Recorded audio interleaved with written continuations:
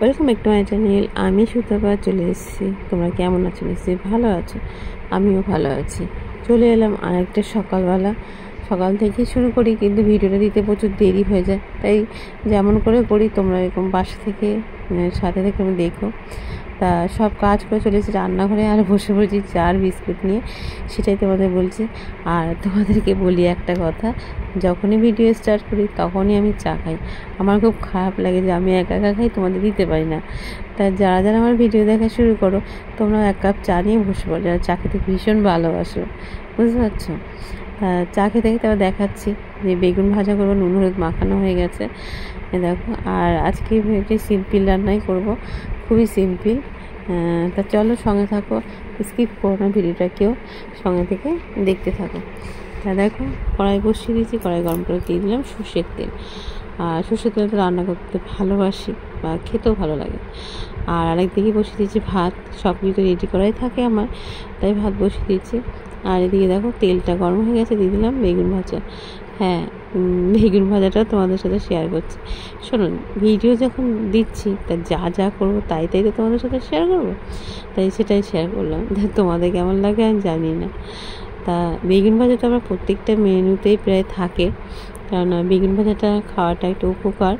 তা এই দেখো বেগুন ভাজা হয়ে গেছে, খুন্তির মাথায় তুলে রেখেছি যে তেলটা যে সেটা ঝরে যাবে। আর গ্যাসটা এখন অফ করা আছে, আর এদিকে মশলাগুলো রেডি করছি বাদ বাকি রান্না, তার জন্য। আর দেখো শীতকালে বেগুন ভাজা দিয়ে রুটি খেতে খুবই ভালো লাগে, আর ডাল দিয়ে যদি ভাত মেখে বেগুন ভাজা দিয়ে ভরি খাও সেটাও ভালো লাগে। তা দেখো ওই তেলের মধ্যেই ডিমটা সিদ্ধ করে ছাড়িয়ে রেখেছিলাম, নুন হলুদ মাখিয়ে ভেজে তুলে নিচ্ছি। এ দেখো, তা দেখো গোটা গোটা ডিমের থেকে আমার মনে হয় ভাজা হয়ে গেছে। আমার এরকম গোটা গোটা ডিমের থেকে খেতে হাফ হাফ করে সুতো দিয়ে কেটে রান্না করা গন্ধটা একটা আলাদা টেস্ট। আমি মনে হতো ছোটবেলায় যে তোমাদেরকে তাই যদি একটা ডিম পেতাম কি ভালো লাগে, ডিমটা তুলে নিতে। এখন আর গোটা ডিম ভালো লাগে না, এখন মনে সেই তখনকার ডিমটাই মানে বেশি ভালো ছিল, সাদা যে হাফ হাফ করে কাটা, হাফ কেটে মায়ের হাতে ভালো করে ভেজে নিই, সেটাই বেশি ভালো লাগে, মানে ভালো লাগতো। যেহেতু ডিমের আমিও করি মাঝে মাঝে, কিন্তু টাইমটা গোটা ডিমটাই কোনো তরকারিতে পেঁয়াজ তেলের পরিমাণটা জিরে শুকনো লঙ্কা তেজপাতা সম্বল দিয়ে ডুবো ডুবো করে পেঁয়াজ আর দেবো না, একটু নাড়াচাড়া করে নিলাম। তারপর দিলাম একটা পেঁয়াজ। আর যে কোনো তরকারিতে আমি পেঁয়াজটা কম দিতে, মানে কম দিই। আর পেঁয়াজ দিলে তরকারিতে মানে জলসা জলসা ভাব হয়ে যায়, তাই জন্য আমার ভালো লাগে, তার জন্য এর মধ্যে দিয়ে করি। আর দেখো তার জন্য দিয়ে দিয়েছি ভালো করে ভেজে নিচ্ছি, যেটা আলুর সাথে ভালো করে ভেজে নিচ্ছি, আলু দিয়ে পটল দিয়ে কি কেউ ভালোবাসো সেটাও বলবো। এদিকে নাড়াচাড়া করতে করতে এদিকে মশলাটা কিন্তু আমার রেডি হয়ে গেছে। টমেটো, লঙ্কা, রসুন, এলাচ আর আদা আর পেঁয়াজটা দিয়েছি তেলের উপর। পেঁয়াজটা দেবো না, ওই পেঁয়াজটাতে পেস্ট হয়ে গেছে। দেখো পেস্ট আমার হয়ে গেছে। আমি তার মধ্যে দেখো নুন, হলুদ, লঙ্কা গুঁড়ো, জিরে গুঁড়ো সব নিয়ে নিয়েছি। সবগুলো একসাথে আলুর উপরে দিয়ে দিলাম, আলু পটলের উপরে। আর এক্সট্রা জল দেবো না আজকে, কেন টমেটো দিয়েছি। টমেটোর জলে আমার তরকারিটা খুব অনবরত একটু কষাতে হচ্ছে, আর কষাতে অনেকটা টাইম লাগে। তাই এই সময় আমি ফোনটা একটু বন্ধ রাখি, একই না কতক্ষণ দেখাবো বলো তো, তোমরা বোর হয়ে যাবে, তার জন্য ক্যামেরাটা বন্ধ। যেসব রান্না দেখা একই জিনিস কতক্ষণ দেখাবো, মধ্যবিত্ত ঘরে যা হয় সেরকম ভাবে আমি দেখাই। রেসিপিগুলো করি এক্সট্রা ভাবে আমি দেখাই না, তোমরা প্রত্যেকটা রান্নাতে যা থাকে প্রত্যেকটা নর্মাল যেটা আমাদের মধ্যবিত্ত পরিবারে থাকে সেরকম। দেখো কষানো হয়ে গেছে, দেখতে পাচ্ছ কালো কালো হয়ে গেছে। দিয়ে দেবো জল, আর জলটা দিলে তো ঝোল হয়ে যাবে। তাই ঝোলটা যখন ফুটে উঠবে তখন তারপর দিয়ে দেবো সেই ভেজে রাখা ডিমগুলো, বুঝতে পারছো? আর আমার এক একটা কথা এক এক রকম হয়, জানো তো, আমার যা মনে আসে তাই আমি বলতে থাকি, কারণ সঙ্গে সঙ্গে ভয়েস দিলে সেই ব্যাপারটা আলাদা। পরে ভয়েস থেকে কী বলি না বলি আমি নিজেও জানি না। তা আর কি ভিডিও দেবো বলো, কোথাও তো যাই না, বাড়িতেই থাকি, তাই যেমনটি করি সেরকমটি তোমাদের সামনে নিয়ে আসি। জানি না তোমাদের কেমন লাগে, বুঝতে পারছো? তা দেখো ঝোল ফুটে গেছে। আর আমি যখন মশলা করছিলাম তখন তো এলাচ দিয়ে দিয়েছিলাম, আর গরম মশলা থেকেও তুমি যদি এরকম এলাচটা দাও তার গন্ধটার বেশি ভালো লাগে, তার জন্য তখন দিয়ে দিচ্ছি। আর দেখো নামিয়ে নিলাম, পটল আলু ডিমের তরকারি। কালারটা দেখতে পাচ্ছ? তোমরা তো দেখলে মিক্সির বাটিতে আমি কাঁচা লঙ্কাটা বেশি দিয়েছি, শুকনো লঙ্কাটা জাস্ট কালার হতে দিয়েছি।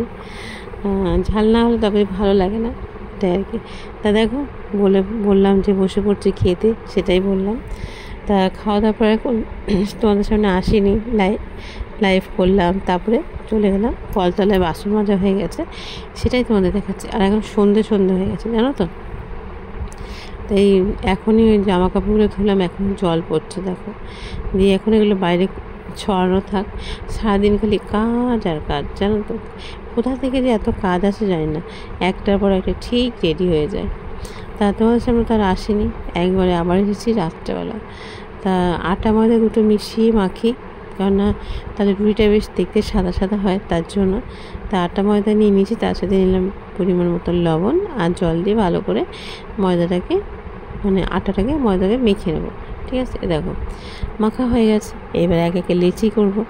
আর তোমরা যে লেচি করো, মানে আমার 2খানা রুটি দিয়ে তোমাদের 3খানা রুটি হবে। মানে আমি একটু বড় করি, কেন বলো তো, মেয়ে একটা খাবে, ছেলে 2টো খাবে। তা আমি দেখাচ্ছি মজাদার, তার জন্য আমি এরকম করে আমার রুটি একটু মোটা হয়, বুঝতে পারছো? দেখো সবকটু একসাথে লেচি কেটে নেব। আর গরমকালে তো হয় রুটি, কিন্তু শীতকালে প্রত্যেকটা রাতেই বেশিরভাগ রুটি হয়, কারণ ঠান্ডাতে রুটি খেতে বেশি ভালো লাগে, তাই না? তার জন্য। আর দেখো সবগুলো বেলা হয়ে গেছে, এই মানে লেচি কাটা হয়ে গেছে, এবার এক একে বেলে নেব। আর ওদিকে বসিয়ে দিচ্ছি তাওয়াও গরম হয়ে গেছে, এক একে উল্টে পাল্টে ভেজে নেব। তোমরা তো একসাথে অনেকগুলো রুটি দাও, তারপরে ভেজে নিয়ে সেঁকে নাও। আমি ওরকম করে করি না, কারণ ওরকম করে আমাদের বাড়িতে কেউ খায় না, কারণ ডাইরেক্ট গ্যাসে পোড়া বলে। তার জন্য আমি এরকম একটা একটা করে ভাজি, আর ভাতের নাতা দিয়ে এরকম চেপে চেপে ভাজি।